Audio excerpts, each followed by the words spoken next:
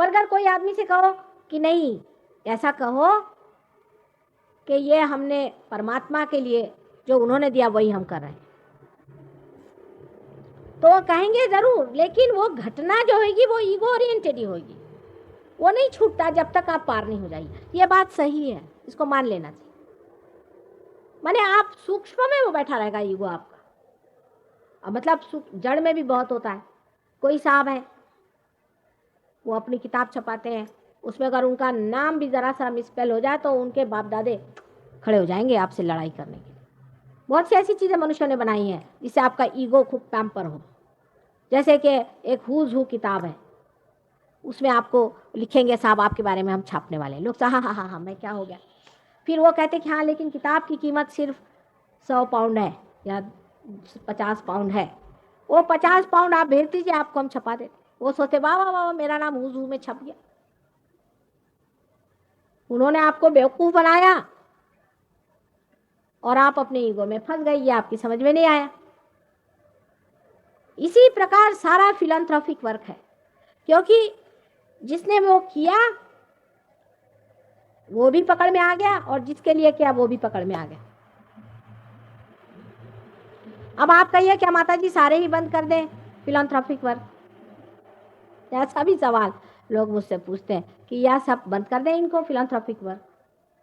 मेरे से अगर पूछे तो बंद ही कर दीजिए और सहयोग में लगाइए, सबको पार कराइए। अब सारे फिलैंथ्रोपी छोड़ के सबको पार कराइए। आप बीमारियां ठीक करते हैं, खट से इसमें बीमारी ठीक होती है। अभी यहाँ बैठे इनसे पूछ लीजिए, 1 सेकंड में चीज ठीक हो सकती है सहयोग में आने से। कोई सी भी बीमारी हो, हम कहते हैं कि हर तरह की बीमारी सहयोग में ठीक होती है, सिवाय 2-4 बीमारियां हमने देखी जो नहीं ठीक। अधिकतर बीमारियां इसमें ठीक हो जाती। तो आप कहे कि फिलैंथ्रोपी लेके बैठे हो, पर इसमें आप पैसा नहीं ले सकते, इस पे डॉक्टर लोग फिसल जाएंगे।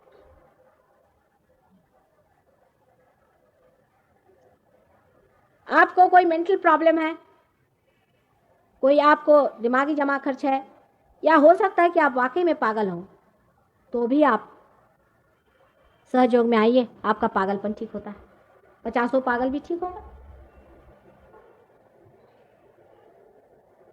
आपको शांति नहीं है, आप परेशान हैं, आप सो नहीं। कल ही एक स्त्री आई थी, आपको मालूम है, यहाँ आधे घंटे बैठी रही, वो कितने साल से सोई नहीं, एमडी है वो, एमडी है।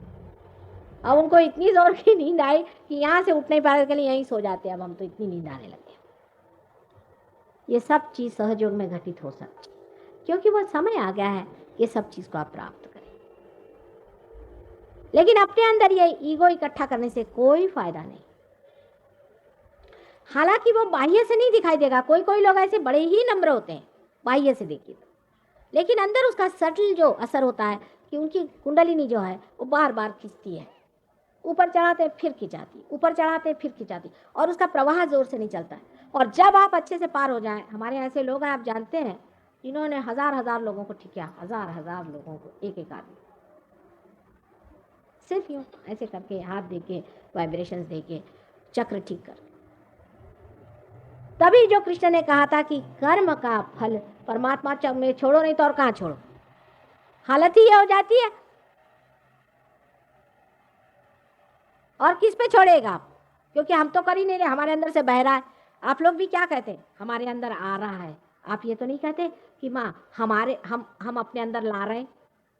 वो शब्द ही चले जाते हैं कि मैं कर रहा हूं, हो रहा है, घटित हो रहा है, चल रहा है, बन रहा है, नहीं बना।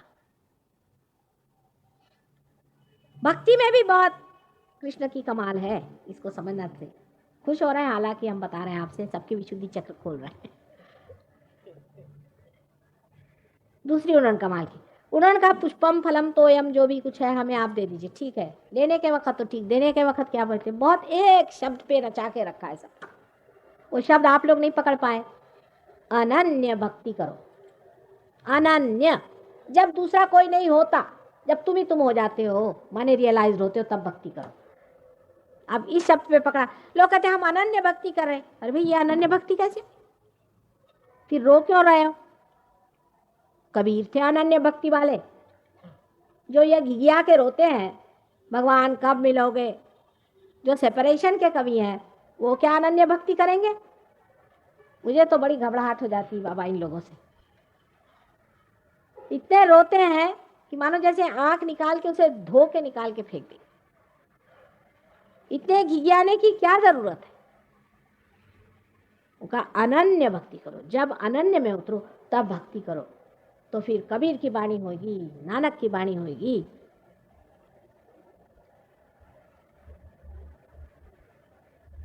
तब ईसा मसीह जैसे लोगों की बातचीत होगी। ये लोग अथॉरिटी से बात करते, द्विधा नहीं रहती इनमें, पूरी अथॉरिटी के साथ में कि ये होगा, वो होगा, ऐसे होना चाहिए। लेकिन कबीर को कोई नहीं मानते। विशेषकर हमारे हिंदी के जो कवि हैं, जो कि रोना ही पसंद करते हैं, वो सूरदास और कबीर का वर्ण दोनों में कंपैरिजन करके कहते हैं कि इनकी सधुक्कड़ी भाषा और सूरदास जो हैं वो बहुत ही ज्यादा मधुर है। मैं तो कहूँ बहुत रोने हैं। उन्होंने ही खुद लिखा है सुरसागर लिखने के बाद, सूरदास की सभी अविद्या दूर करो नंदलाल। उन्होंने कन्फेशन दे दिया कि अभी अविद्या में बैठे हैं। लेकिन हम क्योंकि विरह में हैं, हमें विरह वाले कविता अच्छी लगती। जब आप विरह से उठ जाते तो आपको विरह वाले लोग बिल्कुल नहीं अच्छे लगते। लगता है ये क्या रो रहे हैं बाबा सुबह से शाम तक। जैसे कोई शादीशुदा अभी नई शादी हो गई हो और उनको कोई पड़ोस में मर जाए तो कैसा बुरा लगता है, कहाँ से मनुष्यत आ गई, वैसा ही लगता है। फिर आदमी को मजा आता है ज़ेन पढ़ने में। खलील जिब्रान को पढ़िए आप, पार होने के बाद खलील जिब्रान को पढ़िए, सारा सहयोग है खलील जिब्रान। ज़ेन पढ़िए, ज़ेन तो पूरा ही सहयोग है। फिर आपकी रुचियां बदल जाती है साहब, आपकी प्रायोरिटीज बदल जाती है, आप एक दूसरे तरह से दुनिया को देखने लगते हैं। पहले आप मांगते हैं, फिर आप देते हैं। अभी आप मांग रहे हैं, फिर इधर आके बैठ के दीजिए। ये जब घटना घटित होती है तभी आप साक्षी हो जाते हैं, जिसे श्री कृष्ण ने कहा हुआ है कि आपको साक्षी हो जाना चाहिए। श्री कृष्ण को संपूर्ण अवतार इसलिए मानते हैं कि उनके लिए सारी सृष्टि एक लीला मात्र थी। रामचंद्र जी ने भी सारा नाटक ही खेला था, पर वो इतना बढ़िया नाटक खेला कि ऐसा प्रतीत होता है कि वो साक्षी नहीं थे, इसलिए उनको मर्यादा पुरुषोत्तम ही कहा गया। लेकिन ये नाटक है पूरी तरह से श्री कृष्ण ने सिद्ध कर दिया, इसलिए श्री कृष्ण को पूर्ण अवतार मानते हैं कि वो पूर्ण अवतार हैं, उनके लिए सारी कुछ लीला ही है। सहयोग के बाद आप भी साक्षी स्वरूप हो जाते हैं।